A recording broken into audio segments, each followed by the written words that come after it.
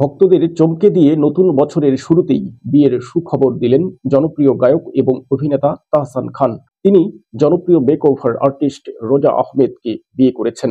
৪ জানুয়ারি ভোর থেকেই হঠাৎই নেট দুনিয়ায় ছড়িয়ে পড়ে তাহসান ও রোজার একাধিক বিশেষ মুহূর্তের ছবি। এরপরই নেটিজেনদের মধ্যে আলোচনা শুরু হয় তাহসানের দ্বিতীয় বিয়ে নিয়ে। প্রথম স্ত্রী রাফিয়াত রশিদ মিথিলার সঙ্গে বিবাহ বিচ্ছেদের পর প্রায় ১০ বছর একা কাটিয়েছেন তাহসান। এবার সামনে এলো তার দ্বিতীয় বিয়ের খবর। যদিও এ বিষয়ে এখনো কিছুই জানায়নি তাহসান খান। ভক্তদের মধ্যে কৌতূহল সৃষ্টি হয়েছে তাহসানের নতুন জীবন সঙ্গীকে নিয়ে। রোজা আহমেদ ১০ বছরের বেশি সময় ধরে বাংলাদেশে ও যুক্তরাষ্ট্রে ব্রাইডাল মেকআপ আর্টিস্ট হিসেবে কাজ করছেন। রোজা নিউ ইয়র্কে পড়াশোনা করেছেন। পড়াশোনা শেষ করে তিনি কসমেটোলজি লাইসেন্স অর্জন করে পরবর্তী সময়ে নিউ ইয়র্কের কুইন্সে রোজাস ব্রাইডাল মেকওভার প্রতিষ্ঠা করেন।